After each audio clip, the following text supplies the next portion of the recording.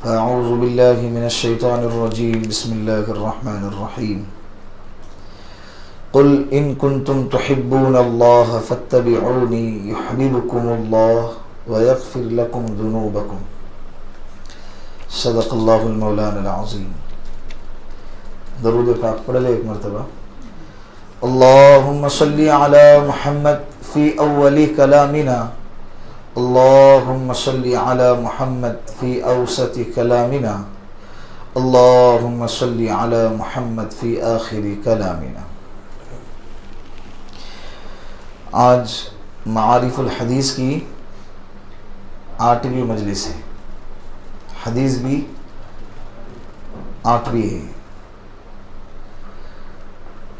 باب چل رہا ہے باب الایمان، کتاب الایمان۔ ایمان سے تعلق رکھنے والے جتنے بھی حدیثیں ہیں اس کا تذکرہ چل رہا ہے۔ حدیث پہلے پڑھتا ہوں، پھر اس کا ترجمہ، پھر اس کے متعلق جو باتیں آئیں گی وہ ہم سنیں گے۔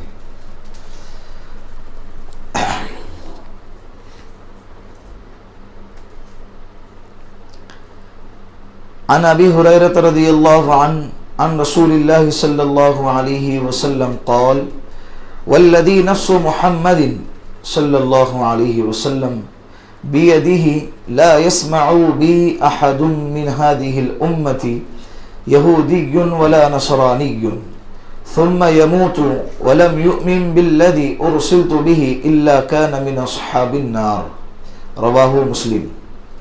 ترجمہ: حضرت ابو ہریرہ رضی اللہ عنہ سے روایت ہے، وہ رسول اللہ صلی اللہ علیہ وسلم سے روایت کرتے ہیں کہ آپ نے فرمایا، قسم اس ذات پاک کی جس کے قبضہ قدرت میں محمد کی جان ہے، اس امت کا یعنی اس دور کا جو کوئی بھی یہودی یا نصرانی میری خبر سن لے، یعنی میری نبوت اور رسالت کی دعوت اس تک پہنچ جائے اور پھر وہ مجھ پر اور میرے لائے ہوئے دین پر ایمان لائے بغیر مر جائے تو ضرور وہ دوزخیوں میں ہوں گا۔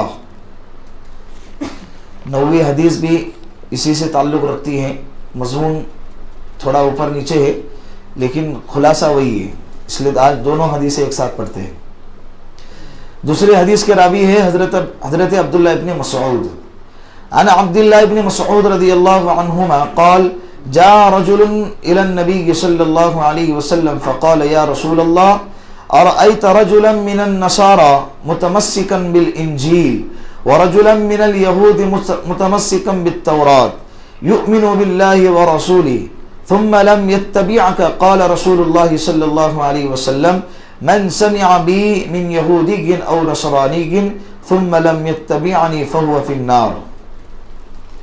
ترجمہ: حضرت عبداللہ بن مسعود رضی اللہ عنہ سے روایت ہے کہ انہوں نے بیان کیا کہ ایک شخص رسول اللہ صلی اللہ علیہ وسلم کی خدمت میں حاضر ہوا اور اس نے سوال کیا کہ یا رسول اللہ، ایک نصرانی شخص ہے جو انجیل کے موافق عمل کرتا ہے اور اسی طرح ایک یہودی شخص ہے جو تورات کے احکام پر چلتا ہے اور وہ اللہ پر، اس کے رسول پر ایمان بھی رکھتا ہے، مگر اس کے باوجود وہ آپ کے دین اور آپ کے شریعت پر نہیں چلتا، تو فرمائیے کہ اس کا کیا حکم ہے؟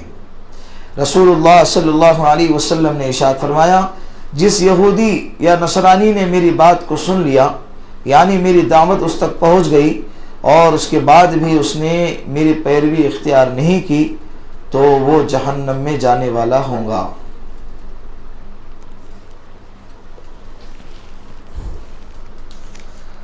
دو حدیثیں آپ کے سامنے آئی۔ پہلے حدیث کے راوی حضرت ابو ہریرہ رضی اللہ عنہ اور دوسرے حدیث کے راوی حضرت عبداللہ ابن مسعود رضی اللہ عنہ۔ حضرت ابو ہریرہ رضی اللہ عنہ یہ وہ صحابی ہیں جن سے صحابہ میں سب سے زیادہ حدیث مروی ہے، سب سے زیادہ حدیثیں انہی حضرت ابو ہریرہ سے مروی ہے۔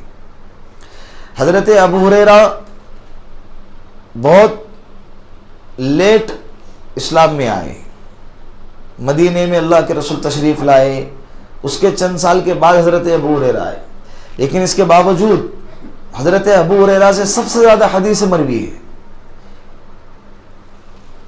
ان سے پوچھا حضرت ابو ہریرہ سے ایک سائل نے کہ حضرت آپ تو اتنا لیٹ اللہ کے رسول کی خدمت میں آئے اور ایمان قبول کیے، اور اس کے باوجود آپ سے اتنی حدیثیں مروی، آپ اللہ کے رسول کی اتنی باتیں بیان کرتے ہیں، حالانکہ آپ سے زیادہ دوسرے صحابہ بھی جو پہلے کے ہیں، کئی سال پہلے اللہ کے رسول کے ہاتھ پر ایمان لائے، ان سے اتنی حدیثیں نہیں ہیں۔ تو حضرت ابو ہریرہ رضی اللہ عنہ نے کیا فرمایا کہ میرا کام کیا تھا؟ کچھ صحابہ تھے جو کھیتی باڑی کرتے تھے، کچھ صحابہ تھے جو تجارت کرتے تھے، بزنس کرتے تھے۔ میرا کام نہ کھیتی باڑی کا تھا، نہ تجارت اور بزنس کا تھا، میں اللہ کے رسول کی خدمت میں پڑا رہتا تھا، رات دن میں اللہ کے رسول کی خدمت میں پڑا رہتا تھا۔ تو حدیث اللہ کے رسول کی باتیں سنتا تھا، اور اللہ کے رسول نے میرے لیے دعا فرمائی تھی، اس لیے مجھے اللہ کے رسول کی ساری باتیں یاد ہیں۔ تو آپ دیکھو گے کہ حدیث کی کتابوں میں سب سے زیادہ حدیثیں کس سے مروی ہے؟ بولو، حضرت ابو ہریرہ رضی اللہ۔ اب یہ حدیث اللہ کے رسول صلی اللہ علیہ وسلم نے فرمایا اگر کسی شخص کے پاس میرا دین آئے، اس کے باوجود اگر وہ میرے دین کی اتباع نہ کرے، تو فرمایا اگر وہ یہودی ہو کے مرتا ہے یا نصرانی ہو کے مرتا ہے، اس سے کچھ فرق نہیں پڑے گا۔ گویا کہ یہ اللہ کے رسول نے مثال کے طور پر دو مذہب کے نام لیے۔ اگر کوئی شخص جہنم سے بچنا چاہتا ہے اور جنت میں جانا چاہتا ہے اور اپنی نجات پانا چاہتا ہے، تو اس کے لیے شرط ہے، اللہ کے رسول نے فرمایا کہ وہ میرے دین کی اتباع کرے اور میرے نبوت کو مانے کہ میں نبی ہوں۔ میں کیا ہوں؟ میں نبی ہوں۔ یہود و نصارہ کسے کہتے ہیں؟ یہود جو حضرت موسیٰ علیہ السلام کو مانتے ہیں، حضرت موسیٰ علیہ السلام پر جو کتاب اتری ہے تورات، اس کو مانتے ہیں، اس کو پڑھتے ہیں، اس کو فالو کرتے ہیں۔ حالانکہ ابھی وہ سب نہیں رہا، ان کی کتابوں میں تحریف ہو گئی، تحریف یعنی تبدیلی آ گئی، چینج کیا انہوں نے اپنے منشے کے مطابق، اپنے خیالات کے مطابق، اپنی سوچ کے مطابق اور اپنی مرضی کے مطابق انہوں نے اس کتاب کے اندر تبدیلی لائی۔ تورات میں، تورات یہ آسمانی کتاب ہے، یاد رکھے، آسمانی کتابیں کتنی ہیں؟ 4، تورات، زبور، انجیل اور قرآن کریم۔ تو تورات یہ اتری ہے حضرت موسیٰ علیہ السلام پر۔ تورات کو ماننے والے آج یہودی کہلاتے ہیں، ہے نا؟ تو ان کی کتاب کے اندر تبدیلی آئی ہے۔ نصارہ، نصرانی کہتے ہیں حضرت عیسیٰ علیہ السلام کو ماننے والے۔ ان میں بھی بہت سارے فرقے ہیں، جیسے ہمارے اندر بھی بہت سارے، کوئی سنی، کوئی تبلیغی، کوئی وہابی، کوئی سلفی، کوئی اہل حدیث، یہ سارے فرقے کیا ہے؟ ہمارے اندر بھی ہے۔ تو ایسے ان کے اندر بھی ہے، شیعہ میں بھی بہت سارے فرقے ہیں۔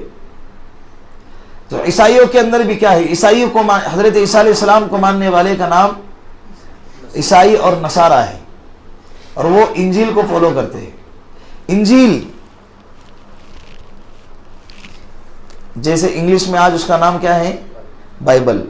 اس کے اندر بھی بہت ساری تبدیلی آئی ہے، بہت سارے ہیر پھیر اس میں بھی ہو گئے، تحریف۔ ان کے پوپ جو ہوتے تھے، پادری لوگ، ان کے فادر لوگ، ان لوگوں نے اس کے اندر کیا کیا؟ تبدیلی لائے، چینجز لائے، بہت ساری حالات کے اعتبار سے۔ اس لیے آج وہ چیز رہی نہیں۔ پہلے زمانے کے اندر عیسائی اور یہودی مذہب کے جو لڑکیاں ہیں ان سے نکاح کرنا جائز تھا، لیکن آج کے زمانے میں نہیں، اس لیے کہ پہلے زمانے کے اندر ان کے دین میں، ان کے مذہب میں، ان کی کتابوں میں اتنی تبدیلی نہیں تھی جو آج ہے۔ اب تو پورا دین ہی بدل کے رکھ دیا انہوں نے۔ پہلے اللہ کو مانتے تھے، کتاب کو مانتے تھے، کتاب پر عمل کرتے تھے، لیکن اب تو سب کچھ کیا ہو گیا؟ بدل گیا۔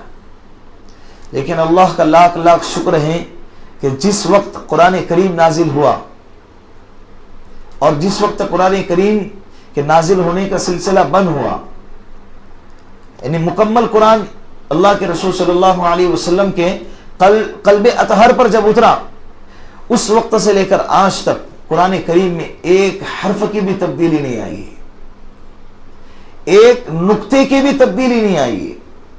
ایک نقطے کی بھی تبدیلی نہیں آئی. یہ قرآن کریم کے حق ہونے کی دلیل ہے. حق تو تورات اور زبور اور انجیل بھی ہے، لیکن ان لوگوں نے اس کو کیا کر دیا؟ چینج کر دیا. قرآن کریم آج بھی ویسا ہے اور قیامت تک ویسا ہی رہے گا. بہت آئے اس میں ہیر پھیر کرنے کی کوشش کرنے والے، بہت آئے، کوشش کی ان لوگوں نے، باقاعدہ بڑی بڑی کمیٹی بٹھائی گئی اور تبدیلی کرنے والوں کو کیا کیا گیا؟ معاوضہ دیا گیا، تنخواہوں پہ رکھا گیا، ان کے خاندانوں کے خرچے اٹھائے گئے، لیکن آخر میں کیا ہو گئے؟ سب کے سب ناکام ہو گئے. سب ناکام ہو گئے، کیونکہ قرآن کا دعویٰ ہے کہ اس جیسا تم ایک آیت بھی پیش نہیں کر سکتے، اس جیسی ایک آیت بھی پیش نہیں کر سکتے ایک حرف کی. تب اس لیے کہ قرآن کریم کی حفاظت کی ذمہ داری کس نے لی ہے؟ اللہ نے لی ہے. انا نحن نزلنا الذکر وانا لہو لحافظون. اللہ کہتے ہیں میں نے ہی قرآن کریم کو اتارا ہے اور میں ہی اس کی حفاظت کروں گا. ہم نے ہی قرآن کو نازل کیا اور ہم ہی اس کی حفاظت کی ذمہ داری لیتے ہیں. اور جس چیز کی ذمہ داری اللہ لے، قیامت تک کوئی ہے مائیکل آل جو اس کو کیا کرے؟ چھیڑ چھاڑ کرے، چینج کرے؟ کوئی نہیں، کر ہی نہیں سکتا. اسی لیے یہ ہمارا ایمان بھی ہے. قرآن کریم پر ایمان لانا، قرآن کریم اللہ کے رسول صلی اللہ علیہ وسلم پر اترا، قرآن اللہ کی کتاب ہے، یہ ہمارا ایمان ہے. اس کے ہر حرف پر ہم نے ایمان لائے، اس کے ہر حرف پر ہم نے کیا کیا ہے؟ ایمان لائے. حضرت ابو بکر صدیق رضی اللہ عنہ کے زمانے میں جب بہت سارے صحابہ حافظ قرآن تھے، شہید ہو گئے، حضرت عمر رضی اللہ عنہ حضرت ابو بکر صدیق کی خدمت میں آئے اور کہا کہ خلیفۃ المسلمین، آپ جو ہے قرآن کریم جو بکھرا ہوا ہے، آج جو کتابوں میں دو پٹوں کے درمیان موجود ہے نا، جہاں دیکھیں اللہ کے فضل و کرم سے ہمیں قرآن کریم نظر آتا ہے، یہ اس زمانے میں نہیں تھا. سب کے دماغ میں اور دلوں کے اندر بسا ہوا تھا، سب کو یاد تھا. کسی کو ایک سورت یاد ہے، کسی کو 4 آیتیں یاد ہے، کسی کو 10 آیتیں یاد ہے، کسی کو مکمل قرآن کریم یاد ہے، لیکن کتابی شکل کے اندر لکھا ہوا. اور اگر کسی کے پاس تھا بھی تو کسی کے پاس ایک سورت لکھی ہوئی چمڑے کے اوپر، کسی کے پاس ہڈیوں پہ لکھا ہوا ہوتا تھا، چند آیتیں لکھی ہوئی بھی، ایسے شکلیں ہوتی. جب بہت سارے حافظ قرآن صحابہ شہید ہو گئے، حضرت عمر فاروق رضی اللہ عنہ حضرت ابو بکر صدیق کی خدمت میں آ کر کہا کہ خلیفۃ المسلمین، آپ جو ہے قرآن کریم کو ایک جا جمع کرے، قرآن کریم کو کیا کرے؟ ایک جا جمع کرے. حضرت ابو بکر نے ابتدا میں کہا، صدیق رضی اللہ عنہ کہا کہ جس کام کو اللہ کے رسول نے نہیں کیا ہے وہ کام میں کیسے کر سکتا ہوں، میں نہیں کروں. بہت اصرار کیے، بار بار آتے رہے، ان کو کہتے رہے. حضرت ابو بکر صدیق رضی اللہ عنہ سوچتے رہے کہ کرنا بہتر ہے یا نہیں. سوچتے سوچتے پھر اللہ کی طرف سے ان کے دل کو کھولا گیا اور ان کو شرع صدر جب ہوا تو انہوں نے کہا کہ اب مجھے شرع صدر ہو گیا کہ یہ کام کیوں بہت ضروری ہے. پھر حضرت زید کو بلایا گیا، حضرت زید ابن ثابت رضی اللہ عنہ کو بلایا گیا اور ان سے کہا کہ تم لکھو. وہ کاتب وحی تھے، آپ لکھو. کہا، انہوں نے بھی یہی جملہ کہا کہ جو اللہ کے رسول نے نہیں کیا ہے وہ کام میں کیسے کر سکتا ہوں. پھر کئی دن تک وہ بھی انتظار کرتے رہے. جب ان کا دل بھی کھل گیا اور ان کو بھی شرع صدر ہو گیا تو پھر اعلان کیا کہ جس کے پاس جو قرآن کریم کا حصہ ہے وہ اپنا حصہ ساتھ میں لے کر آئے اور ساتھ میں 2 گواہوں کو بھی لے کر آئے کہ یہی قرآن کریم ہے. ایک آیت پیش کر رہے تو گواہ لاؤ کہ اللہ کے رسول نے ہمارے سامنے آیت جو یہ بیان فرمائی تھی اور ہم نے لکھا تھا اور یہ 2 گواہ ہیں. پورے قرآن کریم کو الحمدللہ رب العالمین سے لے کر والناس تک ایسے جمع کیا. سارے صحابہ آتے تھے اور پیش کر کے 2 گواہوں کے ساتھ میں پیش کر کے جاتا، پھر اس کو لکھا جاتا. پھر بھی 2 پٹوں کے درمیان نہیں تھا، 2 پٹوں کے درمیان نہیں تھا، چمڑوں کے اوپر سب سارے قرآن کریم کو، مکمل قرآن کریم کو لکھا گیا. پھر حضرت عمر فاروق کا زمانہ آیا. حضرت عمر فاروق کے زمانے میں بھی یہی شکل رہی. پھر ان کی خلافت کے بعد حضرت عثمان غنی رضی اللہ عنہ کے خلافت کا زمانہ آیا. حضرت عثمان غنی رضی اللہ عنہ نے کیا کیا؟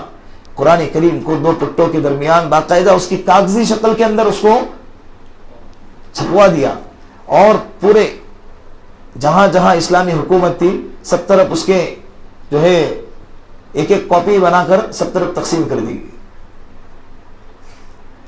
اللہ ان کو جزائے خیر عطا فرمائے. قرآن کریم اتنی محنت سے ہمارے سامنے پہنچا ہے.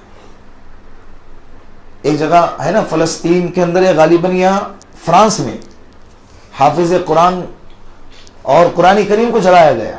جتنے قرآن کریم تھے کتب خانے میں سارے کے سارے کتب خانوں کو جلا دیا. تو وہاں پہ ایک بزرگ تھے، وہ بزرگ نے کہا کہ تم یہ سمجھتے ہو کہ تم نے قرآن کریم کو جلا دیا تو اسلام مٹ گیا.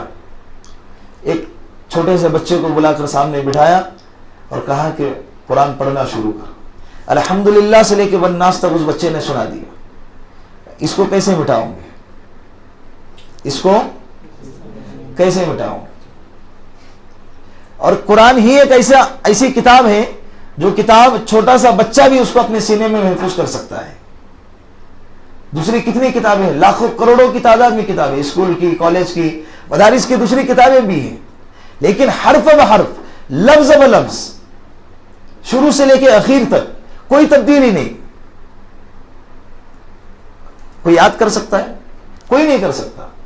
دوسری کتاب یاد ہوتی بھی نہیں ہے، اگر ہو بھی گئی تو زیادہ دیر تک اس کو یاد رکھتے بھی نہیں، اور یاد رکھے بھی اور سنانے بھی لگے تو 19-20 چلتا ہے، ہاں مفہوم سمجھ میں آ گیا، چل آ گیا، ہاں ایسے.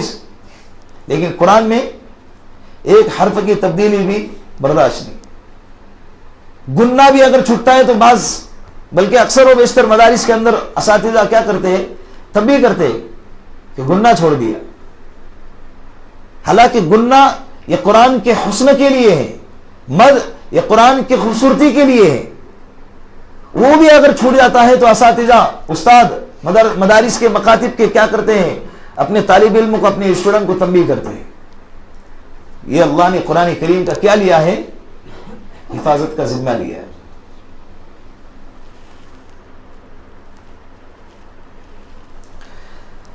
حضرت مولانا قاسم نانوتوی رحمۃ اللہ علیہ بانی دارالعلوم دیوبند، دارالعلوم دیوبند کے بانی ہیں، جنہوں نے دیوبند کے مدرسے کی بنیاد رکھی ہے. ان کے زمانے میں عیسائیوں نے ایک پروپیگنڈا اٹھایا تھا کہ آسمانی کتابیں تورات بھی ہے، زبور بھی ہے، انجیل بھی ہے، قرآن بھی ہے. تو یہ مسلمانوں کا یہ دعویٰ کیوں ہے کہ اللہ نے قرآن کی حفاظت کی ذمہ داری لی ہے؟ اور قرآن کریم میں آیت ہے نا، انا نحن نزلنا الذکر و انا لہ لحافظون، کہ ہم نے ہی انا نحن نزلنا الذکر، ذکر کو ہم نے ہی نازل فرمایا اور ہم ہی اس کی حفاظت کریں گے. تو اس آیت میں اللہ نے قرآن کا نام تو نہیں لیا نا. عیسائیوں کا دعویٰ کیا تھا کہ یہ آیت میں اللہ کہہ رہے ہم نے ہی آسمان سے کتاب نازل فرمائی اور ہم ہی اس کی حفاظت کریں گے. تو آسمان سے تو تورات بھی اتری، زبور بھی اتری، انجیل بھی اتری اور قرآن کریم بھی اترا ہے. تو مسلمان صرف یہ کیوں کہتے ہیں کہ اللہ نے قرآن کو اتارا اور اللہ ہی نے قرآن کی حفاظت کی ذمہ داری لی ہے، باقی کی 3 کتابیں کیوں نہیں؟ اللہ نے اس آیت میں کیا فرمایا ہے کہ قرآن کو اتارا اور قرآن کی حفاظت کی ذمہ داری لی. یہ دعویٰ انہوں نے پیش کیا، مسلمانوں کو چیلنج کیا. باقاعدہ ایک بہت بڑا مجمع جمع ہو گیا، اور اس مجمع انہوں نے جب وہ پروگرام رکھا نا مناظرے کا، اور اس چیلنج کو پورا کرنے کے جب وہ پروگرام رکھا تو انہوں نے یہ شرط لگائی کہ اس پروگرام میں حضرت مولانا قاسم نانوتوی نہیں آنے چاہیے. کیا ہونی چاہیے؟ وہ نہیں آنی چاہیے. باقاعدہ وہ جہاں پروگرام تھا وہاں پر چوکیداری پر چیکنگ کر کے لوگوں کو اندر بھیجتے تھے، نام پوچھا کرتے تھے، نام پوچھتے تھے، پھر اندر داخل کرتے تھے. حضرت مولانا قاسم نانوتوی رحمۃ اللہ علیہ بہت سیدھے سادے انسان تھے، بہت سیدھے سادے. سادگی اتنی تھی کہ کوئی پہچان نہیں سکتا تھا کہ آج اتنے بڑے آدمی یہ ہو سکتے ہیں، اتنے بڑے آدمی یہ ہو سکتے. تو حضرت نام پوچھے، حضرت کے 2 نام تھے. جیسے رہتا ہے نا بہت سارے لوگوں کے 2-3 نام رہتے، گھر میں کچھ باہر کچھ، تو ایسے ہی حضرت کے 2 نام تھے. حضرت نے دوسرا نام بتا کر، جھوٹ تو نہیں کہا نا، اپنا دوسرا نام بتا کر اندر داخل ہو گئے اور ایک عالم کے بازو میں بیٹھ گئے. عیسائی تقریر کر رہا ہے قرآن کریم ایسا، عیسائی تورات ایسی، زبور ایسی، اللہ نے سب کتابوں کو جو ہے حفاظت کی ذمہ داری لی ہے. مسلمان کہتا ہے کہ اللہ نے قرآن کی حفاظت کی ذمہ داری لی ہے. ہم چیلنج کرتے ہیں کہ بتائیں دلیل سے کہ اللہ نے اس آیت کریمہ میں قرآن کا نام کہاں لیا ہے. اللہ نے کہا ہم نے ہی اس کو نازل کیا ہے، تو اللہ نے نازل تو تورات، زبور، انجیل اور قرآن چاروں کو کیا ہے، اور ہم ہی اس کی حفاظت کریں گے. گویا کہ اللہ کہہ رہے کہ ہم ہی چاروں کتابوں کی حفاظت کریں گے. سارے علماء خاموش، سارے علماء خاموش، کسی کو جواب ہی نہیں آ رہا ہے. دعویٰ تو صحیح ہے، سمجھ میں آ رہا ہے، ان کا چیلنج بھی صحیح ہے. حضرت مولانا قاسم نانوتوی رحمۃ اللہ علیہ نے جو بازو میں ان کے عالم بیٹھے ہوئے تھے ان سے کہا کہ کھڑے ہو جاؤ اور اس کمبخت کو جواب دو کہ اللہ نے قرآن کریم میں جو یہ آیت نازل فرمایا انا نحن نزلنا الذکر، یہ نزلنا جو ذکر کیا ہے اللہ نے، یہ نزلنا یہ عربی کا باب تفعیل کا صیغہ ہے. نزل ینزل تنزیلا، یہ باب تفعیل کا صیغہ ہے. اور اس تفعیل کے صیغے کا خاصہ یہ ہے کہ اس کا ترجمہ بنتا ہے کہ ہم نے ہی اس کو آہستہ آہستہ نازل کیا اور ہم ہی اس کی حفاظت کریں گے. ہم نے ہی اس کو کیا کیا؟ آہستہ آہستہ نازل کیا. ہم نے ہی اس کو نازل کیا نہیں. ہم اگر اللہ کہتے کہ جیسا نزلنا اللہ نے کہا تو اللہ کہتے نحنو انزلنا کہ میں نے ہی اس کو نازل کیا. اگر اللہ دوسرا صیغہ استعمال کرتے اس کا ترجمہ ہوتا ہم نے اس کو نازل کیا. لیکن جو صیغہ اللہ نے استعمال کیا ہے، جو جملہ اللہ نے استعمال کیا ہے، عربی کے اعتبار سے اس کا اصل ترجمہ کیا بنتا ہے؟ اس کا خاصہ ہوتا ہے آہستہ آہستہ کسی بھی کام کو کرنا، آہستہ آہستہ کسی بھی کام کو کرنا. اور اللہ نے جتنے بھی دو قرآن کے علاوہ کتابیں نازل فرمائی، تورات، زبور، انجیل، وہ سب کے سب اکٹھا نازل فرمائی ہے. تورات آئی تو ایک ساتھ آئی، زبور آئی تو ایک ساتھ زبور دی گئی، انجیل دی گئی تو ایک ساتھ انجیل دی گئی. لیکن جب اللہ نے قرآن کریم کو اتارنے کی باری آئی تو کیسے اتارا؟ پورے 23 سال لگائے اتارنے میں اور آہستہ آہستہ اتارا. جیسی جیسی ضرورت پڑتی تھی ویسے ویسے قرآن کریم کو اتارا کرتے. پورے 23 سال میں قرآن کریم کے نازل ہونے کا سلسلہ مکمل ہو گیا. عالم کھڑے ہو گئے اور جواب دے دیے. اور وہ یہودی اور عیسائی جو عالم تھا اسٹیج پہ وہ کہنے لگا ضرور اس مجمع میں قاسم نانوتوی بیٹھا ہوا ہے، ضرور اس مجمع میں قاسم نانوتوی بیٹھا ہوا ہے. تو قرآن کریم کی ذمہ داری، اس کی حفاظت کی ذمہ داری کس نے لی ہے؟ اللہ نے لی ہے. تو جیسے قرآن کریم کی حفاظت کی ذمہ داری اللہ نے لی ہے، اللہ کے رسول کی تعلیمات کی، اللہ کے رسول کی نبوت کی اور اللہ کے رسول کے سنتوں کی اور حدیثوں کی حفاظت کی ذمہ داری بھی اللہ نے لی. اب یہ ہماری ذمہ داری ہے، نوجوان طبقہ ہے، آپ لوگوں سے کہتا ہوں.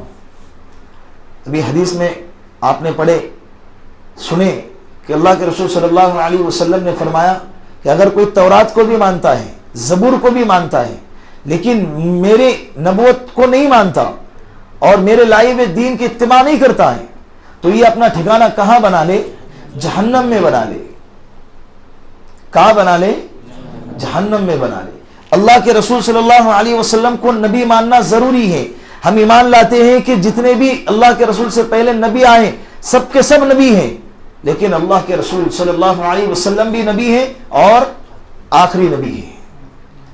اللہ کے رسول کے آنے کے بعد نبوت کسی کی نہیں چلے گی.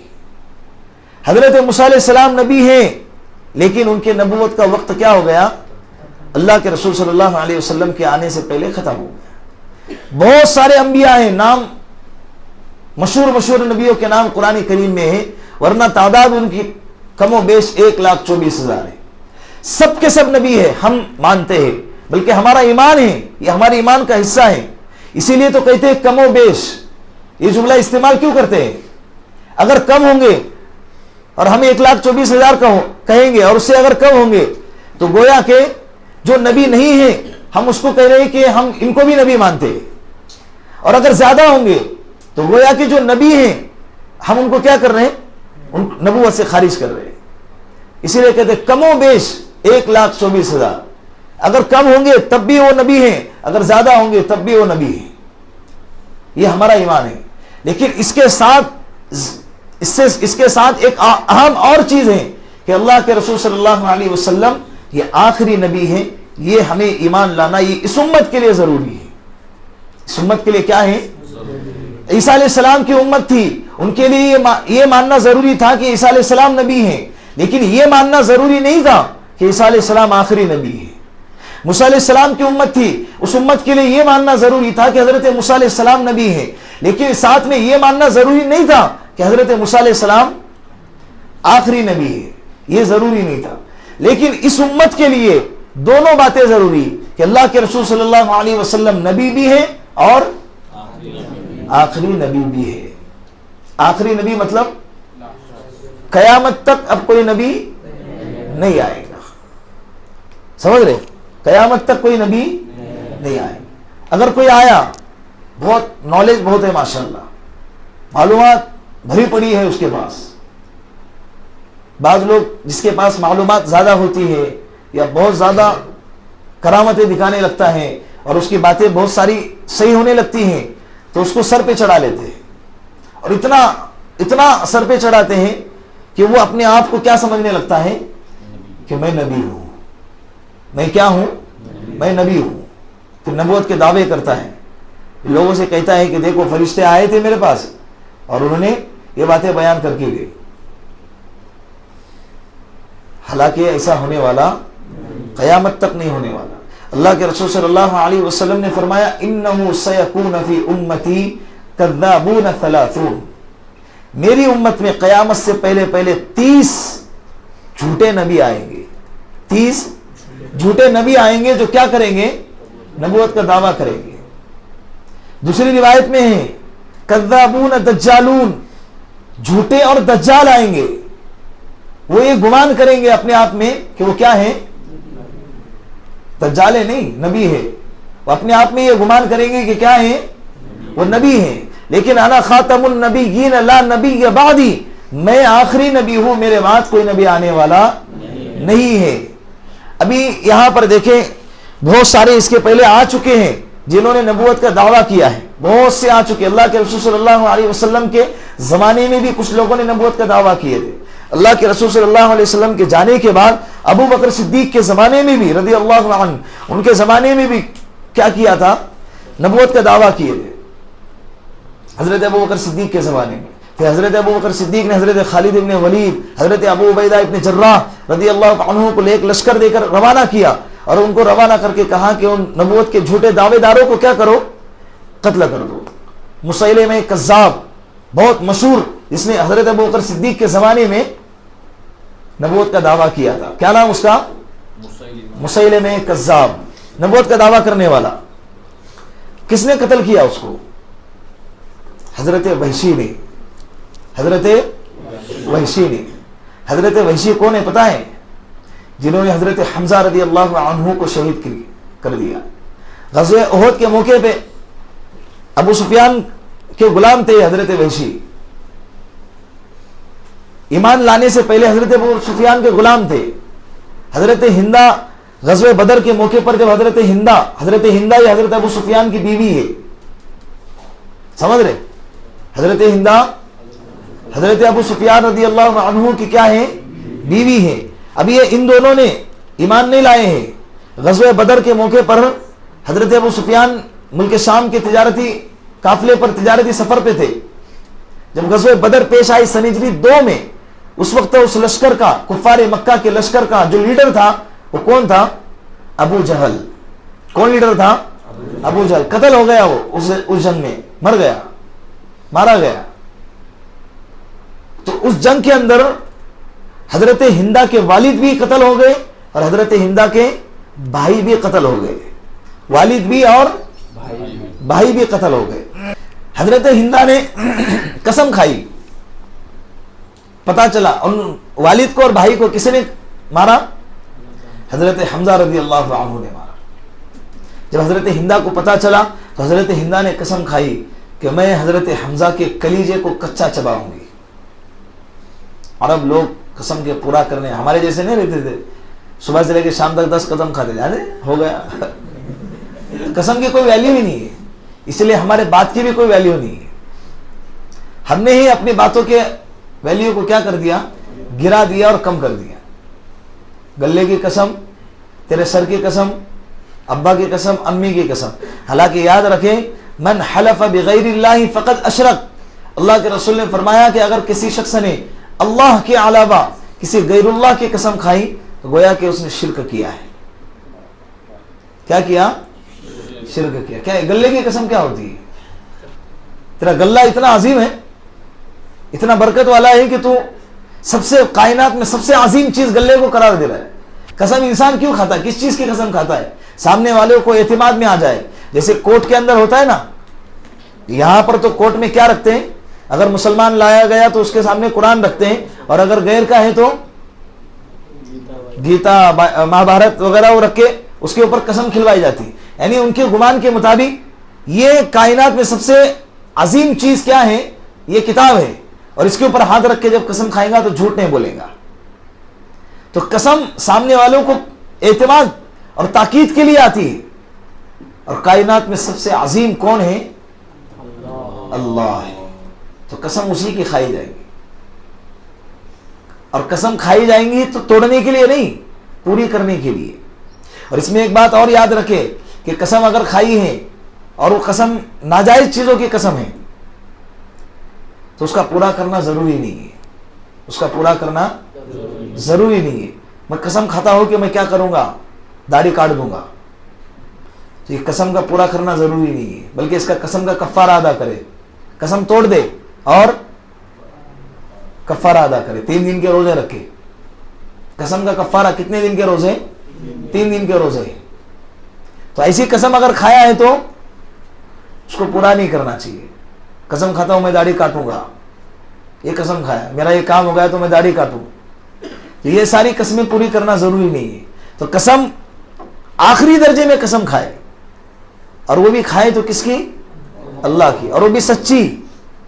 سامنے والے کو اعتماد میں دلانے کے لیے قسم تو کھا رہا ہے لیکن تم اپنی بات میں جھوٹے ہو, تو ایسا بھی نہیں کرنا چاہیے.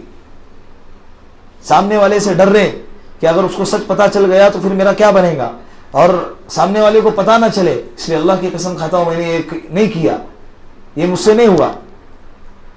اس کو یقین آ گیا لیکن تم نے قسم تو جھوٹی کھائی نا, اس کا گناہ ملے گا. تم نے اللہ کے نام کو گرا دیا, اللہ کی عظمت کو کیا کر دیا تم نے؟ گرا دیا. تو عرب لوگ قسم کے بڑے پکے ہوتے. حضرت ہندا نے قسم کھائی کہ میں حضرت حمزہ کے کلیجے کو کچا چباؤں گی. سن ہجری 2 میں غزوہ بدر پیش آیا, سن ہجری 3 میں غزوہ احد پیش آیا. احد پہاڑی کے پاس یہ جنگ لڑی گئی, اس لیے اس کا نام کیا گر گیا؟ غزوہ احد. غزوہ کہتے ہیں جس جنگ میں اللہ کے رسول شریک ہوں, اس جنگ کا نام غزوہ, اس کو غزوہ کہتے ہیں. تو حضرت حمزہ رضی اللہ عنہ غزوہ احد میں بھی آئے تھے. حضرت ہندا نے حضرت وحشی کو, جو حضرت ابو سفیان کا غلام, حضرت ابو سفیان کے غلام تھے ایمان لانے سے پہلے, ان سے کہا کہ تو میرا ایک کام کر, سونوں میں تول دوں گی, چاندی میں تول دوں گی, اور تجھے آزاد کر دوں گی, بس ایک کام کر. حضرت حمزہ رضی اللہ عنہ کو شہید کر دے, اور بس میرا اتنا کام کر دے, میں تجھے آزاد کر دوں گی. اب غلام جو ہوتا ہے اس کو آزادی سے بڑھ کر کوئی انعام نہیں ہوتا. حضرت وحشی رضی اللہ عنہ غزوہ احد کے موقع پر سب اپنے اپنے دشمنوں کے ساتھ میں کیا کر رہے ہیں؟ مقابلہ کر رہے ہیں, لڑ رہے ہیں. حضرت وحشی نیزہ لے کر حضرت حمزہ کو نشانہ بنا کر ان کو تلاش کر رہے ہیں, کیونکہ قریب جا کے مارنا ان کو اتنا آسان نہیں تھا. حضرت حمزہ, حضرت عمر رضی اللہ عنہ یہ شیر ہیں اسلام کے, کوئی ان کے قریب بھی نہیں پھٹکتا تھا, صفے کے صفوں کو پلٹ کے رکھ دیتے تھے. حضرت حمزہ بھی ویسے تھے. تو دور سے نشانہ لگایا اور نیزے کو پھینک کر حضرت حمزہ کو مار دیا. وہ برابر ناف پہ لا کے جا کر لگ گیا. وہ نیزہ ناف کے بیچ, ناف کے نیچے سائڈ میں جا کر لگ گیا, اور حضرت حمزہ رضی اللہ عنہ شہید ہو گئے. جب حضرت حمزہ شہید ہو گئے, جنگ ختم ہو گئی. صحابہ اللہ کے رسول صلی اللہ علیہ وسلم کے ساتھ احد پہاڑی کے اوپر چلے گئے. تو یہ مکہ والے وہ ایک الگ واقعہ ہے کہ ابتدا میں فتح نصیب ہوئی، پھر بعد میں وہی فتح شکست میں بدل گئی. کیوں ہو گئی وہ لمبا واقعہ ہے، میں اس واقعے کی طرف نہیں جاتا. کہنا یہی کہ جب لاشیں گری ہوئی تھی تو حضرت وحشی سے کہا کہ کہاں ہے حضرت حمزہ کی لاش. حضرت ہندا حضرت وحشی کے ساتھ میں گئی اور بتایا کہ یہ حضرت حمزہ ہے. پھر ان کو تلاش کیا گیا، تلاش کرنے کے بعد جب ملے ان کے کان کو کاٹا گیا، ان کے ناک کو کاٹا گیا، ان کے جسموں کو 11 ٹکڑوں میں تقسیم کیا گیا، ان کے کلیجے کو نکالا اور حضرت ہندا نے اس کلیجے کو کچا چبایا اور اپنی قسم کو پورا کیا. اللہ کے رسول صلی اللہ علیہ وسلم جب بعد میں آئے نیچے شہیدوں کو دفنانے کے لیے تو اس وقت حضرت حمزہ رضی اللہ عنہ کی لاش کو جب دیکھا تو اتنا روئے کیونکہ سگے چچا تھے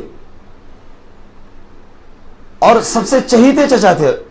اسلام کو ان کے ذریعے بہت تقویت ملتی تھی. حضرت حمزہ کے ذریعے ایسے قریبی چچا کو اللہ کے رسول صلی اللہ علیہ وسلم کے شہید کر دیا گیا. تو بات کہاں سے نکلی تھی؟ بولو. حضرت وحشی رضی اللہ عنہ نے حضرت حمزہ کو شہید کیا غزوہ احد میں. دوسرا یہ مسلمہ کذاب جس نے نبوت کا دعویٰ کیا تھا حضرت ابوبکر صدیق کے زمانے میں، اس وحشی نے ہی حضرت وحشی نے ان کو کیا کیا؟ قتل کر دیا، نیزہ مار کے، نشانہ لگا کے. وہ کہتے تھے حضرت وحشی کہ مجھ سے 2 قتل ایسے ہوئے ہیں جو ایک سب سے اعلیٰ، جو سب سے بہترین تھا، اور ایک سب سے گھٹیا انسان. ایک مسلمانوں میں حضرت حمزہ رضی اللہ عنہ کا قتل مجھ سے ہوا، اور ایک مسلمہ کذاب کا جو سب سے گھٹیا انسان تھا. اور وہ ضد کرتے تھے کہ میں ہی اس کو ماروں گا تاکہ حضرت حمزہ کو جو میں نے شہید کیا ہے اس کی تلافی ہو جائے اور میرے دل کو اطمینان ہو جائے. تو نبوت کے دعوے کرنے والے قیامت سے پہلے کتنے آئیں گے؟ 30 آئیں گے. اور تمہارے سامنے اگر ابھی زندگی پڑی ہے، کوئی آیا ایسے ہی بدبخت اٹھ کر، کوئی بھی نیند میں سے اٹھ کر آ کر کہنے لگا کہ میں نبی ہوں، تو تم کیا کہو گے؟ بتاؤ کیا کہو گے؟ اس سے پوچھو گے کہ کیا دلیل ہے تیرے پاس؟ یہ دلیل کا پوچھنا بھی ایمان کے ختم ہونے کی علامت ہے. دلیل بھی نہیں پوچھیں گے ہم کہ تیرے پاس کیا دلیل ہے. تو دعویٰ کر رہا ہے نا، جیسے کوئی کہتا ہے کہ بھائی، جیسے مثال کے طور پر سینے پہ ہاتھ باندھنا نماز کے اندر چاہیے یا ناف کے نیچے ہاتھ باندھنا چاہیے، تو جس نے کہا سینے پہ ہاتھ باندھنا چاہیے اس کو کہیں گے دلیل کیا ہے؟ یہاں پر مانگ سکتے ہیں. کسی نے کہا رفع دین کرنا افضل ہے، کسی نے کہا رفع دین نہیں کرنا افضل ہے، تو جس نے کہا رفع دین کرنا افضل ہے اس سے پوچھیں دلیل کیا ہے. وہ اگر دعویٰ کرتا ہے تو اس سے پوچھے دلیل کیا ہے، یہاں پر پوچھ سکتے ہیں. لیکن اگلا بندہ کیا کر رہا ہے؟ نبوت کا دعویٰ کر رہا ہے، اور ہم اس سے پوچھ رہے ہیں کہ تو نبی ہے تو ٹھیک ہے چل دلیل دے. کیونکہ نبی اپنی نبوت کی جب دلیل دیتا ہے، ہر نبی نے اپنی نبوت کی دلیل دی ہے، معجزات کو پیش کیا ہے. اللہ کے رسول صلی اللہ علیہ وسلم نے اپنی معجزات کو پیش کیا ہے، انگلی کے ذریعے چاند کے ٹکڑے کر کے دکھائے ہیں جب ان سے دلیل مانگی گئی. ابو جہل نے پوچھا تھا نا کہ اگر تم نبی ہے تو یہ جو چاند دکھ رہا ہے اس کی کیا کر کے دکھاؤ؟ ٹکڑے کر کے دکھاؤ. انگلی کے اشارے سے اللہ کے رسول نے چاند کے ٹکڑے کر کے دکھائے. بہت ساری چیزیں ہیں. پتھر ہاتھ میں لے کر آیا اور کہنے لگا کہ بتاؤ اگر تم نبی ہے تو بتاؤ کہ میرے ہاتھ میں، میرے مٹھی میں کیا ہے. اللہ کے رسول نے فرمایا کہ میں بتاؤں یا جو تیرے ہاتھ میں ہے وہ بتائے گا کہ میں کون ہوں. یہ نبی اپنی نبوت پر کیا کرتے تھے؟ معجزات کو پیش کرتے تھے، دلائل پیش کرتے تھے. تو اگر کوئی تمہارے سامنے نبوت کا اعلان کرے، دعویٰ کرے، تو تم کیا کرو گے؟ کہ دلیل کیا ہے یہ پوچھو گے. اگر استعداد ہے تو تماچے لگاؤ. نبوت کا دعویٰ کرنے والے جھوٹے ہیں. اللہ کے رسول یہ آخری نبی ہے. شکیل ابن حنیف کا ایک فتنہ چل رہا ہے، معلوم ہے؟ ابھی لیٹسٹ زمانے میں، اس کے پہلے آئے بہت سارے اور قیامت تک ایسے آتے رہیں گے. لیکن ہم جس زمانے میں جی رہے ہیں 2021 جو چل رہا ہے، 2018 19 20 21، یہ ابھی چند سالوں سے یہ فتنہ ابھرا ہے. کیا نام اس کا؟ شکیل ابن حنیف. وہ دعویٰ کرتا ہے کہ میں نبی ہوں، کبھی دعویٰ کرتا ہے کہ میں مسیح ہوں، کبھی دعویٰ کرتا ہے کہ میں مہدی ہوں. حالانکہ اللہ کے رسول صلی اللہ علیہ وسلم کی حدیثیں اور تعلیمات کو اگر اٹھا کر دیکھیں گے تو واضح انداز میں اللہ کے رسول صلی اللہ علیہ وسلم نے اس امت کو آگاہ کر کے گئے، حضرت مہدی کی ساری علامتیں بتا کر گئے کہ کہاں پیدا ہوں گے، کب آئیں گے، ان کا نام کیا ہوگا، ان کا نسب حسب نسب کیا ہوگا، سب اللہ کے رسول نے اس امت کو باخبر کر کے گئے. مدینے کے رہنے والے ہوں گے حضرت مہدی. اللہ کے رسول نے فرمایا اسمہ و اسمی و اسم ابی و اسمی ابی، اس کا نام میرے نام کے جیسا ہوگا اور اس کے ابا کا نام میرے ابا کے نام کے جیسا ہوگا. یعنی نام کیا ہوگا؟ محمد ابن عبداللہ. اس کا نام کیا ہے؟ حضرت مہدی کہاں ہوں گے؟ مدینے میں. یہ ہے دربھنگا کا رہنے والا، یو پی بہار کے اندر ایک علاقہ ہے دربھنگا، وہاں کا رہنے والا ہے. مدینے میں کبھی گیا بھی نہیں ہوں گے. بہت سارے لوگ اس میں کیا فتنے میں مبتلا ہو رہے ہیں، ہزاروں کی تعداد میں. باطل طاقتوں کی بھی اس کے پیچھے جو ہے سپورٹ ہے. اس کو دلی میں آیا، دلی میں دعویٰ کیا، بہت سارے لوگ دلی میں اس کے فیور میں آ گئے، دلی سے نکل کے اورنگ آباد میں آ گیا. نہ نام اس کا محمد ہے، نہ مدینے کے اندر یہ پیدا ہوا ہے. حضرت مہدی مدینے میں پیدا ہوں گے، مدینے میں رہیں گے، لیکن جب ان کے ظہور کا وقت آئے گا تو مدینے میں ایک حاکم ہوگا، ذکی النفس، بہت نیک پاکیزہ طبیعت والا. اس کا جب انتقال ہو جائے گا تو مدینے کے لوگ چاہیں گے کہ محمد ابن عبداللہ جو اس وقت ہوں گے، جو بعد میں مہدی بنیں گے، ان کو کیا کریں؟ اپنا حاکم بنا دے. تو وہ منع کریں گے، نہیں نہیں میں نہیں بنوں گا. مدینے کو چھوڑ کر مدینے سے بھاگ کر کہاں آئیں گے؟ مکہ میں آئیں گے کہ لوگ مجھے حاکم نہ بنائیں. یہ حضرت مہدی ہے جو بھاگ رہے. کیوں؟ کہ میں حاکم نہ، میں مہدی نہ بنوں. ارے یہ کیا ہے؟ میں مہدی ہوں، میں مہدی ہوں. ایسے ہی اپنے طرف سے دعویٰ کرنے والے تھوڑی مہدی ہوتے. حضرت مہدی خود ابتدا میں خود ذاتی طور پر اپنی طرف سے دعویٰ نہیں کریں گے. لوگ بنانا چاہیں گے تو وہ بھاگ رہے مدینے سے. اور یہ کیا کر رہے؟ حضرت دعویٰ کر رہے. جب مکہ میں آئیں گے، طواف کر رہے ہوں گے تو لوگ کیا کریں گے؟ ان کو دیکھ کر پہچانیں گے اور سب ان کو پکڑ کر ان کے ہاتھ پر بیعت کریں گے. مہدی کہتے ہیں راستہ بتانے والا. مہدی کہتے ہیں راستہ بتانے والا. اس وقت پھر وہ مسلمانوں کے لشکر کی کمان سنبھالیں گے. وہ قرب قیامت کی بات ہے. وہ کیا ہے؟ قیامت کی جو علامتیں ہیں، علامت کبریٰ، علامت صغریٰ، چھوٹی چھوٹی علامتیں.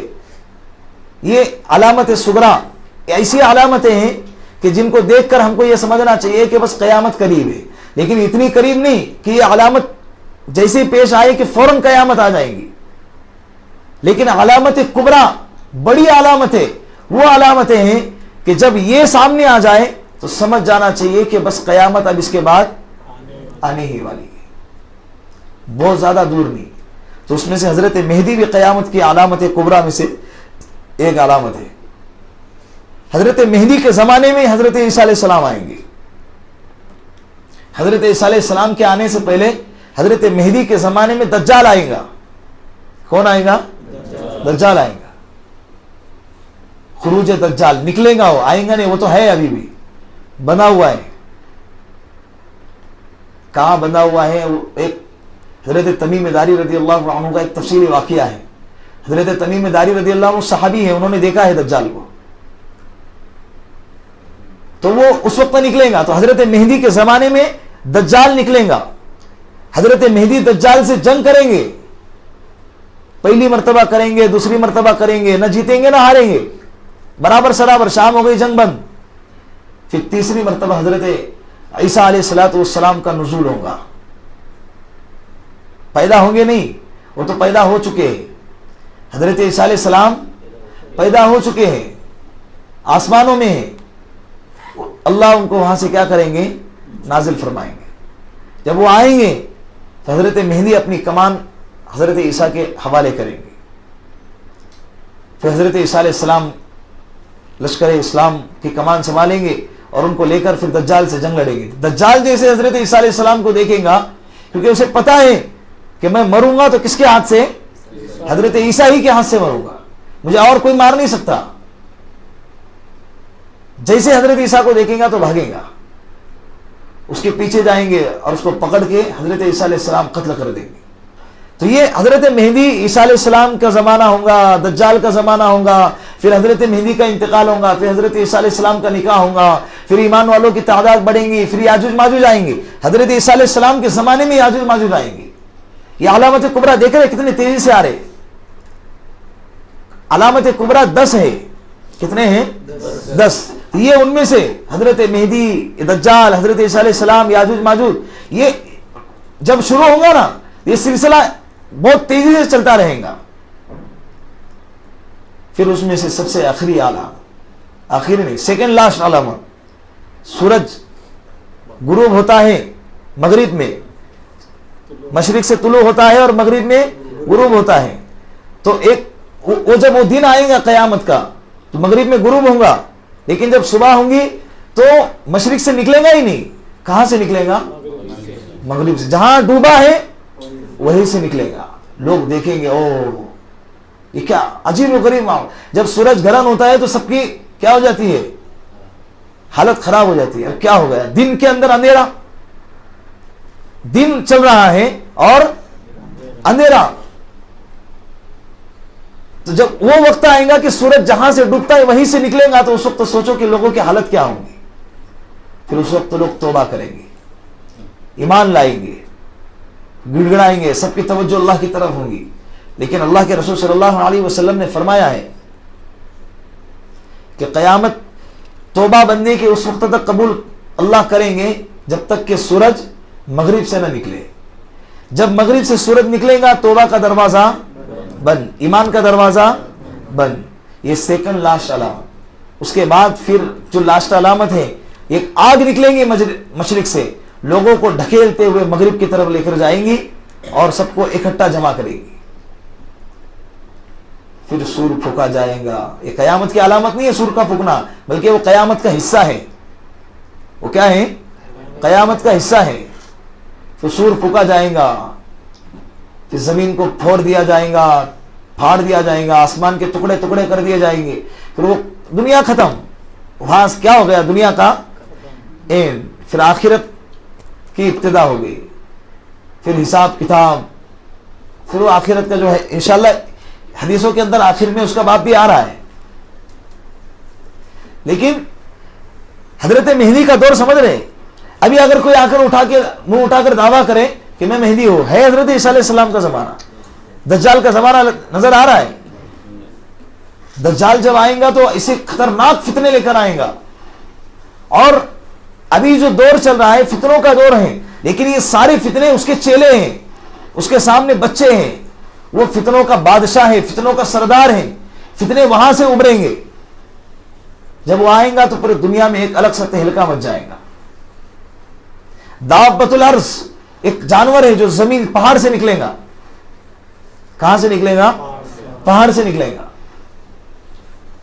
تو کوئی اگر آپ کے سامنے دعویٰ کرے کہ میں نبی ہوں تو دلیل مانگنا نہیں، دلیل نہیں مانگنا. اور اگر کسی نے دعویٰ کیا تو تم کہو گے کہ یار ہم تو نہیں مانتے نا، ہم تو اللہ کو اور اللہ کے رسول کو ہی مانتے ہیں، ہم اس کو نہیں مانتے. ہماری یہ بھی ذمہ داری ہے کہ ہمارے قوم کے مسلمان بھائی بھی کیا نہ ہو، اس کے فتنے میں مبتلا نہ ہو، اس کو بچائے جا کے. اللہ کے رسول صلی اللہ علیہ وسلم کی کئی حدیثیں ہیں، باقاعدہ قرآن کریم ہے. ما کان محمد ابا احد من رجالکم ولکن رسول اللہ وخاتم النبیین.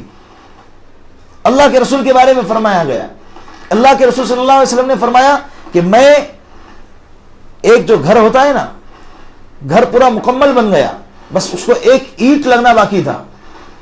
اللہ کے رسول نے فرمایا وہ ایک اینٹ میں ہوں. نبوت کا ایک گھر تھا نبیوں کا، حضرت آدم علیہ السلام سے لے کر حضرت عیسیٰ علیہ السلام تک ایک گھر تھا، بس ایک اینٹ لگنا باقی تھا. اللہ کے رسول نے اللہ نے مجھے بھیج کر اللہ کے رسول نے فرمایا اللہ نے مجھے بھیج کر اس اینٹ کو لگا دیا اور اس محل کی کیا کر دی؟ تعمیر مکمل کر دی. اب پورا ہو گیا، ختم ہو گیا. سمجھ رہے؟ تو اگر کوئی آ کر دعویٰ کرے تو ہم اس کو مانیں گے نہیں. یاد رکھیں، یہ ختم نبوت کا یقین، ختم نبوت کا ایمان یہ ہونا ضروری ہے. اللہ یہ ہمارے معبود ہیں اور محمد صلی اللہ علیہ وسلم اللہ کے رسول ہیں اور آخری رسول ہیں. بات سمجھ رہے؟ یہ ہمارے لیے ماننا ضروری ہے. ماننے کے ساتھ ساتھ اللہ کے رسول صلی اللہ علیہ وسلم کے سنتوں کو پورا کرنا، اللہ کے رسول صلی اللہ علیہ وسلم کے زندگی کو اپنانا، یہ بھی ہمارے لیے ضروری ہے. مانتے تو ہے، ہاں تو کلیکٹر ہے. کیا کلیکٹر ہے؟ وہ جو کہہ رہا وہ کر تو صحیح،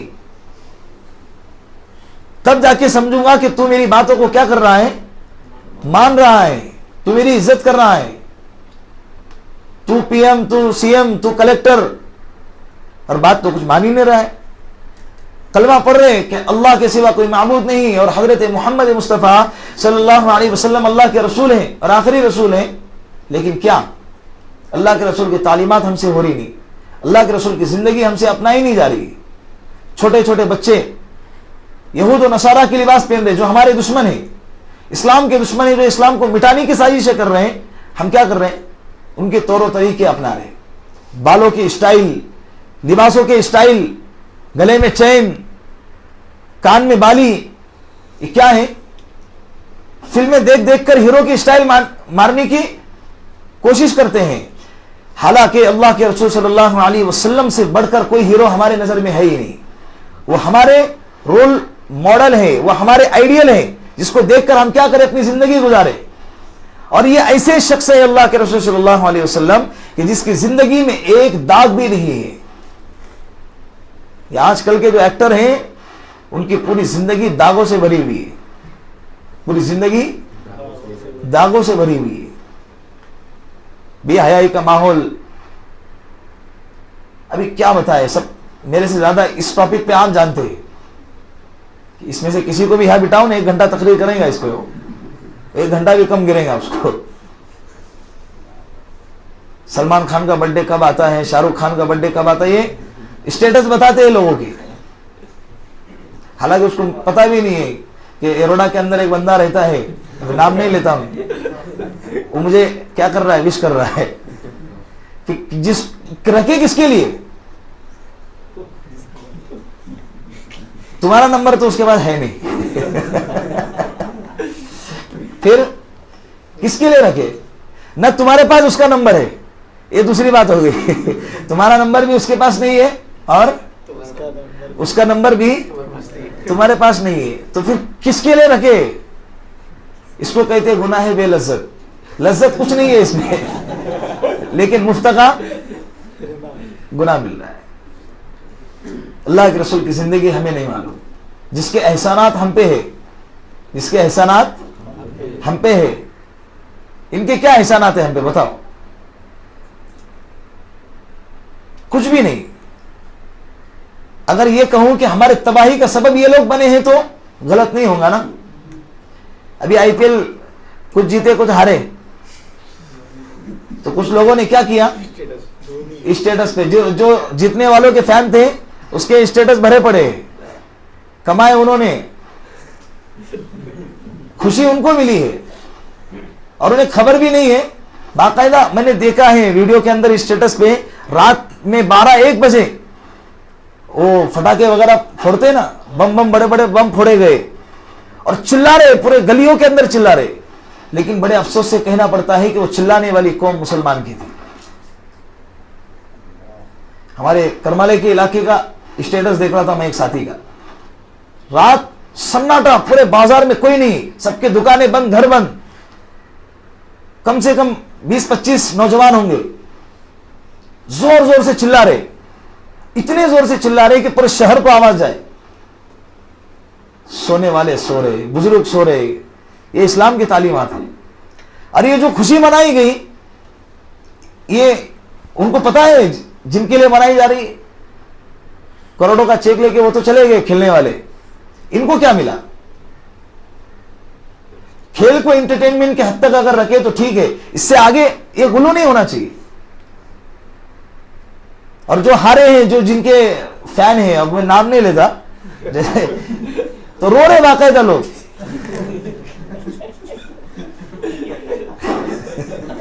نمازیں چھوڑ رہے اس کی وجہ سے, موڈ ہاف ہو گیا ان کا. اب ان کو پتا ہے کہ بھائی میرے وجہ سے ایروڈا کے اندر کچھ لوگ جو ہے کیا ہے, غمزدہ ہے, کچھ نوجوان غمزدہ ہے ہمارے وجہ سے, تو ان کی دلداری کرنے کے لیے جانا چاہیے, پیسے بھیجنا چاہیے اکاؤنٹ نمبر میں, اکاؤنٹ میں پیسے بھیجنا چاہیے. ہے ایسا کچھ سلسلہ؟ کچھ بھی نہیں, نہ ادھر سے نہ ادھر سے, ایسے ہی مفتقی محبت. اگر ایسا ہی جذبہ اللہ اس کے رسول کے اگر لیے دکھایا جائے نا, تو فرشتے تمہارے قدم چومیں گے, فرشتے تمہیں سلام کرنے کے لیے راستوں پہ آئیں گے, اللہ دسترخوان اتاریں گے آسمانوں سے. آج بھی اللہ قادر ہے نا. ایسی محبت اگر اللہ سے کریں گے, اللہ کے رسول سے کریں گے. اللہ کے رسول صلی اللہ علیہ وسلم کے طائف کے واقعات کو پڑھا, ان کو اتنا مارا گیا, کبھی آنکھ سے آنسو آئے نہیں آئے. احد میں اللہ کے رسول کے دندان مبارک شہید ہو گئے, دانت نکلے اللہ کے رسول, دانت مبارک, کچھ نہیں. ہمیں پتہ ہی نہیں ہے, ہمیں کیا ہے پتہ ہے. حضرت ابو بکر صدیق کب پیدا ہو گئے بتاؤ؟ ابو بکر صدیق افضل ہے یا سلمان خان افضل ہے؟ بولو نا. حضرت ابو بکر صدیق افضل ہے. تقابل کرنا بھی میرا غلط تھا, لیکن یہ کہنا بتا رہا ہوں کہ دیکھو جو گھٹیا انسان ہے اس کی ہسٹری ہمیں پتہ ہے, لیکن جو کائنات کے نبیوں کے بعد سب سے افضل انسان ہے اس کے بارے میں ہمیں کچھ پتہ ہی نہیں ہے. پھر کیسے ہم اپنی منزل کو طے کریں گے؟ کیوں ان کو فالو کر رہے ہیں؟ اللہ کے رسول نے فرمایا من تشبہ بقوم فہو من. اگر کوئی شخص کسی قوم کی مشابہت اختیار کرتا ہے, اللہ کل قیامت کے دن اس کو اسی قوم میں اٹھائیں گے. یہود و نصارہ کا طرز اختیار کرو گے, اللہ کل قیامت کے دن کس کے ساتھ اٹھائیں گے؟ اور جہنم میں 7 کیٹیگری ہیں, 7 طبقات ہیں, تو ہر ایک کا ایک الگ الگ طبقہ. یہودی کا الگ, نصارہ کا الگ, منافق سب سے نیچے والے طبقے میں ہوں گے. یہودی نصارہ, پھر وہاں سے سلسلہ شروع ہوگا. تم کون سے طبقے میں جانا پسند کرو گے؟ بولو. زبان کہتی ہے کہ کسی میں بھی نہیں, لیکن عمل بتاتا ہے سب کا مزہ چکھ لیتے تھوڑا تھوڑا. عمل کیا بتاتا ہے؟ یہودی میں بھی جائیں گے, یہ نصارہ, یعنی پتہ ہی نہیں ہے مجھے کیا. بال ایسے سور کے جیسے بال رکھے ہوئے ہیں, نیچے سے پورے خالی ہے اور اوپر کا حصہ بھرا ہوا ہے, اور اپنے اسی اسٹائل میں اپنے آپ پر کیا کرتا ہے؟ فخر کرتا ہے. آئینے میں دیکھ دیکھ کے کتنا بھدا لگتا ہے, کتنا گندا لگتا ہے وہ, اور اسی کو خوبصورتی کی علامت سمجھتا ہے. اسی کو کس کی علامت سمجھتا ہے؟ خوبصورتی تو اللہ کے رسول صلی اللہ علیہ وسلم کی زندگی میں ہے. اگر وہ خوبصورتی کی علامت ہوتی تو اللہ کے رسول کرتے. کان میں بالی, یہ کس کی علامت ہے؟ بولو نا. عورتوں کی علامت ہے, پہن رہے کان میں بالی, اور کیا سمجھتے؟ مرد ہوں. نہیں ہے تو مرد. اگر ہوتا تو داڑھی کاٹ رہے. ابھی ایک الگ ٹاپک, یہ نوجوانوں کو اس سے بچنا چاہیے. دیکھ رہے تو دیکھنے کا اثر اپنی زندگی میں کیوں لا رہے؟ ایسے اگر اللہ کے رسول کی زندگی پڑھیں گے تو اس کا اثر اپنی زندگی میں آئے گا نا. اسی لیے یہود و نصارہ کو فالو نہیں کریں گے انشاءاللہ. اعمال سے بھی, پہننے کے اعتبار سے, لباس کے اعتبار سے, اور رہنے سہنے کے اعتبار سے, صبح سے لے کے شام تک کی زندگی کے اعتبار سے, کیونکہ ہمارے ان کو فالو کرنے کا فائدہ کچھ بھی نہیں, نقصان ہے. کیا ہے؟ نقصان ہے. ہمارے زندگی کا نقصان ہے, آخرت کا نقصان ہے. تو کیوں ہم اپنے آخرت کا نقصان کر کے لیں؟ کیوں ہم اپنے آخرت کا نقصان کر کے لیں؟ اس کے لیے اللہ کے رسول کے صلی اللہ علیہ وسلم کی زندگی کو اپنائیں گے نا انشاءاللہ. اللہ کے رسول صلی اللہ علیہ وسلم جو حدیث بیان فرمائے اس کا خلاصہ بیان کرتا ہوں. اللہ کے رسول نے فرمایا کہ اگر کوئی تورات و زبور کو مانتا ہے اور اس کے بعد اگر میری نبوت کو نہیں مانتا ہے اور قرآن کریم کی تعلیمات کو نہیں مانتا ہے تو وہ اپنا ٹھکانہ جہنم میں بنائے. اس پر ایک واقعہ ہے, حضرت عمر رضی اللہ عنہ, حضرت ابو بکر صدیق رضی اللہ عنہ اللہ کے رسول کی خدمت میں بیٹھے ہیں. حضرت عمر فاروق رضی اللہ عنہ آئے, تورات لے کر آئے. اللہ کے رسول صلی اللہ علیہ وسلم سے فرمایا کہ یا رسول اللہ, یہ دیکھو نا آسمانی کتاب تورات کتنی اچھی لکھی ہوئی ہے, صفحہ پلٹایا اور کہا کہ یہاں کتنا اچھا لکھا ہوا ہے، اور وہ جوش میں تھے، وہ جذبے میں تھے، اور اللہ کے رسول کو بتا رہے، اوپر دیکھ ہی نہیں رہے۔ اللہ کے رسول صلی اللہ علیہ وسلم کا چہرے مبارک کیا ہو گیا؟ غصے سے لال ہو گیا، گویا کہ کسی نے انار نچوڑ دیا ہو چہرے پہ۔ حضرت ابوبکر صدیق دیکھ رہے اللہ کے رسول کے چہرے مبارک کو، حضرت عمر فاروق کو بھی دیکھ رہے، اور حضرت اوپر دیکھ ہی نہیں رہے، صفحہ پلٹا رہے، یا رسول اللہ یہاں دیکھو نا کتنا اچھا لکھا ہوا ہے، پھر پلٹا رہے، اللہ کے رسول یہاں بھی کتنا اچھا لکھا ہوا ہے۔ حضرت ابوبکر صدیق نے حضرت عمر کو کوہنی سے مار کر فرمایا کہ یا عمر کیا کر رہے ہو، آقا کا چہرہ تو دیکھو۔ اللہ کے رسول صلی اللہ علیہ وسلم کے چہرے انور کو جیسے ہی دیکھا، حضرت عمر فاروق رضی اللہ عنہ فوراً سہم گئے، خاموش ہو گئے، اور کہنے لگے کہ رضیت باللہ ربا وبالاسلام دینا وبمحمد نبی و رسولا، میں راضی ہوں اس بات پر کہ اللہ میرا رب ہے، میں راضی ہوں اس بات پر کہ اسلام میرا دین ہے، اور میں راضی ہوں اس بات پر کہ محمد اللہ کے رسول اور نبی ہے۔ یہ پڑھتے رہے، اللہ کے رسول کا غصہ کیا ہو گیا؟ ٹھنڈا ہو گیا۔ پھر فرمایا کہ عمر اگر اس زمانے میں حضرت موسیٰ علیہ السلام بھی اگر آ جائے تو حضرت موسیٰ علیہ السلام کو بھی میری نبوت کا اقرار کرنا ضروری ہے۔ اس زمانے میں اگر حضرت موسیٰ علیہ السلام، یہ تورات حضرت موسیٰ پہ نازل ہوئی تھی، تو حضرت موسیٰ علیہ السلام اگر نبی بھی اگر آ جائیں تو اس نبی کو بھی میری نبوت کو ماننا ضروری ہے۔ تو اللہ کے رسول کی نبوت کے آنے کے بعد، اللہ کے رسول کے آنے کے بعد اب کوئی نبی نہیں، نبوت کا سلسلہ ختم۔ اللہ کے رسول صلی اللہ علیہ وسلم پر جو کتاب اتری قرآن کریم، قرآن کریم کے اترنے کے بعد اب قیامت تک کوئی کتاب، ہم مانیں گے کہ تورات زبور انجیل اللہ کی کتاب ہے، آسمان سے نازل ہوئی ہیں، ہم مانیں گے، لیکن فالو کس کو کریں گے؟ اتباع کس کی ہوگی؟ صرف قرآن کریم کی۔ ہم مانیں گے سارے نبی ہے 1,24,000 کم و بیش، لیکن اتباع محمد مصطفیٰ صلی اللہ علیہ وسلم کی اتباع۔ تو آج بہت ساری باتیں آپ لوگوں کے سامنے آئی، کانوں کے لذت کے لیے اس کو نہ سنا کریں۔ کیا ہو گیا؟ ماشاءاللہ بہت اچھی بات ہو، لیکن زندگی پہلے جیسی تھی، آگے پھر وہی۔ سننے کے بعد سوچنا پڑتا ہے، کچھ کرنے کے لیے محنت کرنا پڑتا ہے۔ اگر تم کو پھل اور پھول اگانا ہے نا کھیتی میں، تو کیا کرنا پڑتا ہے؟